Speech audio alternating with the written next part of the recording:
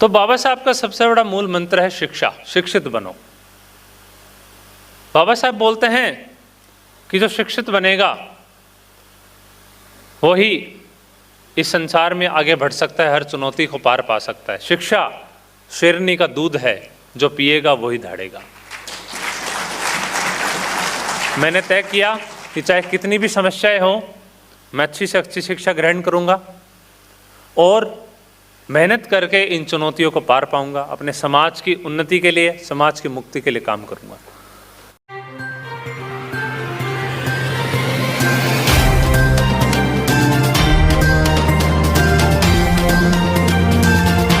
और हम अब आमंत्रित कर रहे हैं श्री सुनील कुमार धनवंता जी को, जिन्होंने अपनी सफलता का सूत्रवाक्य बनाया है, कोशिश करने वालों की कभी हार नहीं होती, लहरों से टकराकर कभी नाव नहीं मिलती। श्री सुनील कुमार धनवंता जी।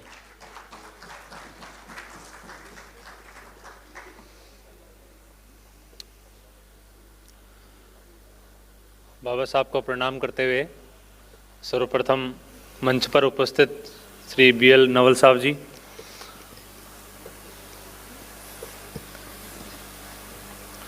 योगेंद्र चांदोले जी, मुक्तेश चंद गाड़ावाले जी IPS साहब, और अभी RAS से IAS में प्रमोट हुए श्री TC बोहरा जी, श्री अटल साहब, और मेरे ही साथ सिविल सेवा परीक्षा 2021 में चयनित मेरे ही साथी राजेश, अभिषेक और कृष्णकांत।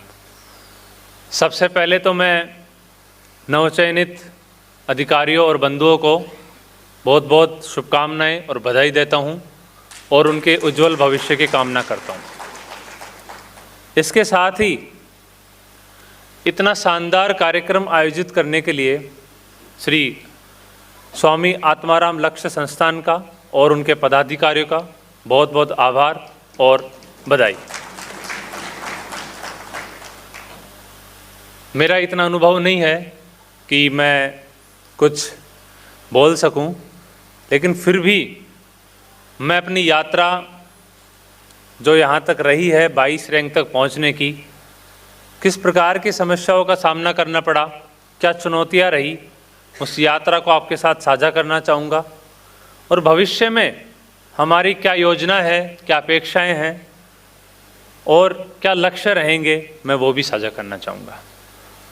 मैं राजस्थान के जयपुर ज़िले के छोटे से कस्बे विराटनगर के गांव जयसिंहपुरा से बिलोंग करता हूं, जो आज़ादी के बाद से ही बहुत ही पिछड़ा सामाजिक रूप से, आर्थिक रूप से गांव रहा है, जहां पर जाति व्यवस्था चरम पर थी।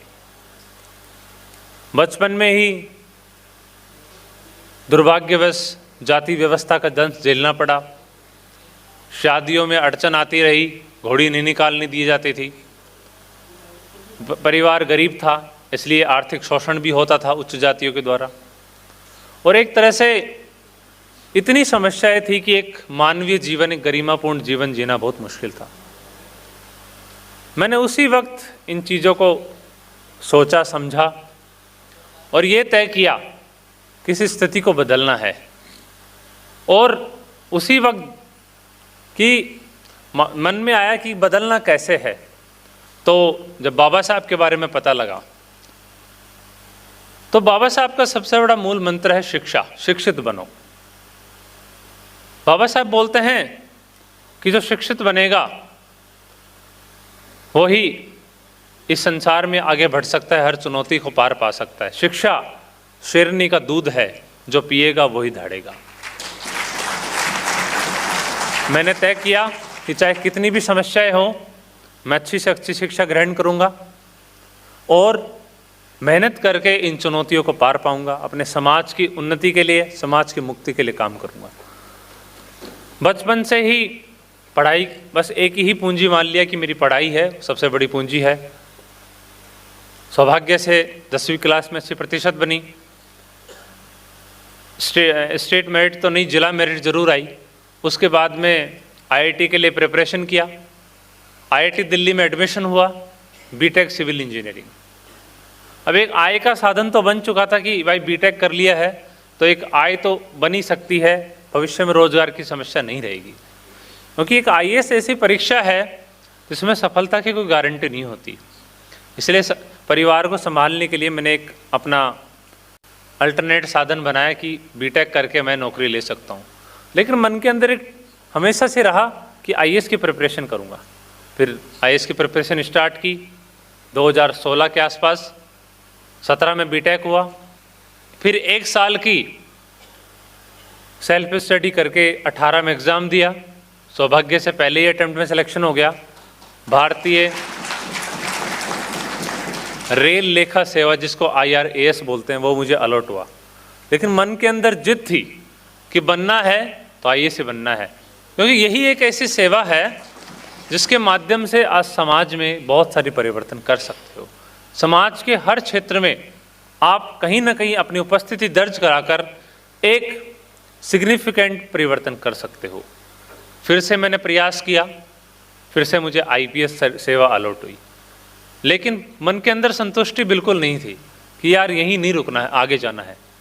फिर से परीक्षा दी, इस बार विषय भी बदला, हिंदी साहित्य रखा, पहले भूगोल था। लेकिन दुर्भाग्य से इंटरव्यू में कम नंबर रह गए, इस वजह से फिर से आईपीएस की ही रैंक आ गई लेवल की। मन थोड़ा सा दुखी हुआ, थोड़ा सा निराशा भी हुई, कॉन्फिडेंस डाउन हुआ। लेकिन कुछ मेरे परिवार के साथी, कुछ दोस्त और मेरे कुछ गुरुजन, उनके सहयोग से कॉन्फिडेंस वापस आया और फिर से फाइनल प्रयास किया, पूरी शक्ति के साथ, पूरे जोश के साथ प्रयास किया और ऑल इंडिया रैंक 22 मुझे हासिल हुई।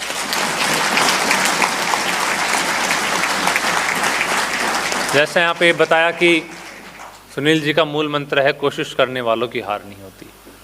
मुझे लगता है कि इंसान के वश में केवल एक ही चीज़ होती है, वह कोशिश करना। परिणाम क्या होगा, उसको क्या प्राप्त होगा, क्या नहीं होगा, वो उसके हाथ में नहीं होता है।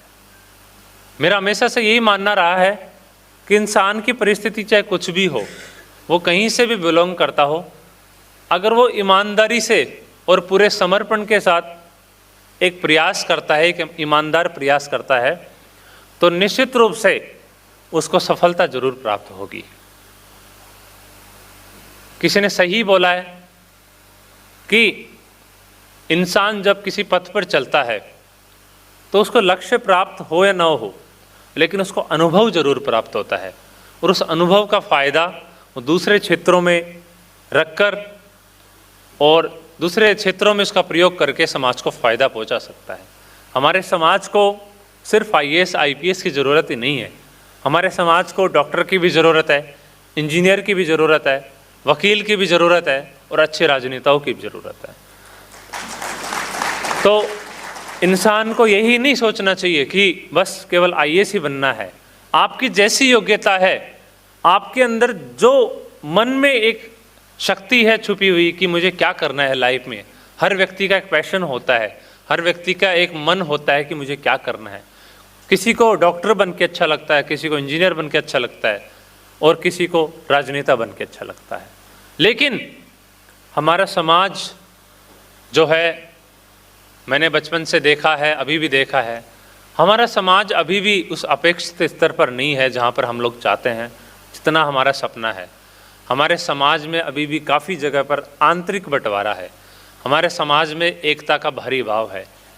मैंने देखा है, और मैं पूरे आदर के साथ बताना चाहता हूँ कि हमारे समाज में ही बहुत सारी संस्थाएं बन रखी है। एक समाज है छोटा सा, उसमें भी बहुत सारी संस्थाएं बन रखी है, सब अपना अपना झंडा लेकर चलते हैं, और उस वजह से समाज एक साथ इकट्ठा होकर और संघर्ष नहीं कर पाता चुनौतियों से। जब भारी चुनौतियां उनके सामने होती है तो समाज बटा हुआ दिखाई देता है।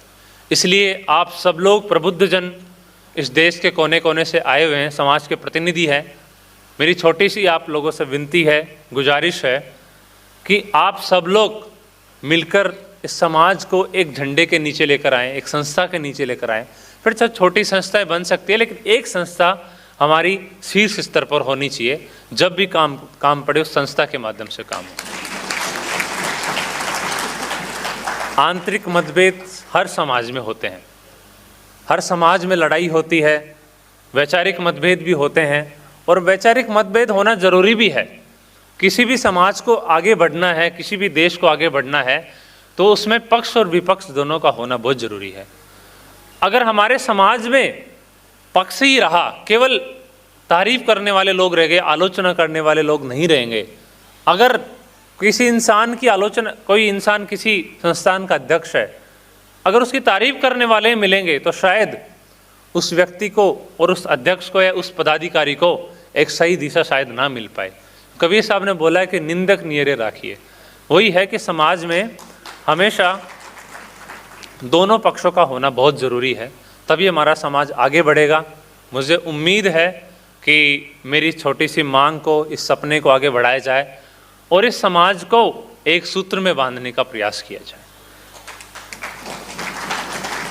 इसके अलावा मैंने जितना देखा है, हमारे समाज में काफ़ी राजनेता हैं, काफ़ी सक्षम राजनेता हैं, काफ़ी पदों पर भी मौजूद हैं, लेकिन हमारे समाज की जितनी जनसंख्या है उस स्तर तक प्रतिनिधित्व अभी भी वर्तमान में मौजूद नहीं है। प्रशासनिक सेवा में लोग होते हैं, लेकिन उनके कुछ कंडक्ट होते हैं, कोड ऑफ कंडक्ट होता है, उनके आचरण के नियम होते हैं, अनुशासन में बंधे होते हैं। लेकिन राजनीतिक प्रतिनिधित्व ऐसा होता है जो खुलकर पूरे भावनाओं के साथ अपनी मांग को रख सकता है, हर स्तर पर रख सकता है।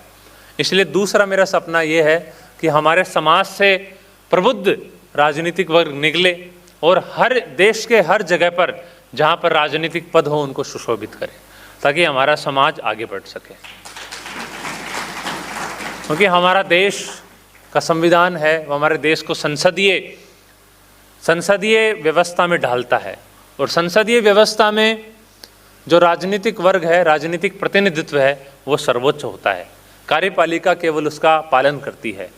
इसलिए अगर नीतिगत स्तर पर परिवर्तन करना है, समाज को आगे बढ़ाना है, समाज की सच में भलाई करनी है, तो निश्चित रूप से हमें राजनीतिक प्रतिनिधित्व को आगे लाना होगा। और राजनेता ऐसे होने चाहिए जो समाज के बारे में जानकारी रखते हों, कानून के बारे में जानकारी रखते हों, और वर्तमान में क्या चल रहा है उसके बारे में जानकारी रखते हो, और एक अच्छी भावना के साथ काम करने वाले हो। मैं ज़्यादा समय नहीं लूँगा, बस एक अंतिम बात कहकर अपनी वाणी को विराम दूंगा। मेरे जीवन में हमेशा से जिस व्यक्ति का रोल रहा है, जिस व्यक्ति को मैंने एक आदर्श के रूप में माना है, वो है बाबा साहब अम्बेडकर। अपनी बात को उनके योगदान के बिना खत्म नहीं कर सकता।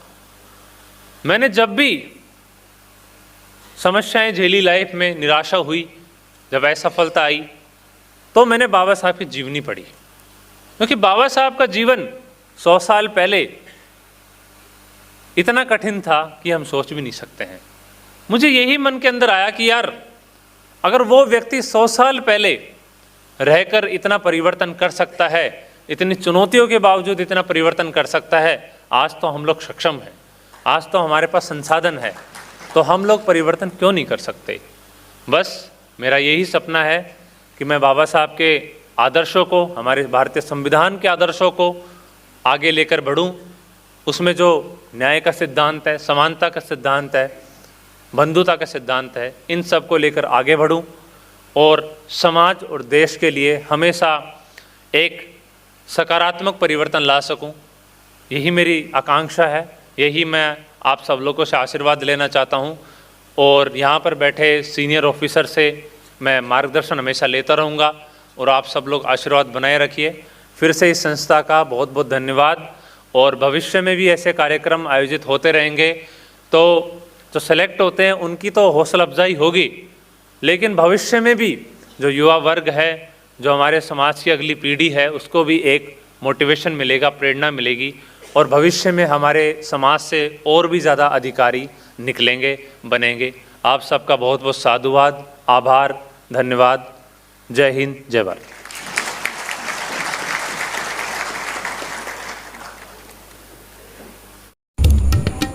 रैगर समाज से जुड़ी हर खबर जानने के लिए सब्सक्राइब करें द रैगर न्यूज और बेल आइकॉन बटन दबाना ना भूलें, ताकि आने वाला नया वीडियो आपको तुरंत मिल सके।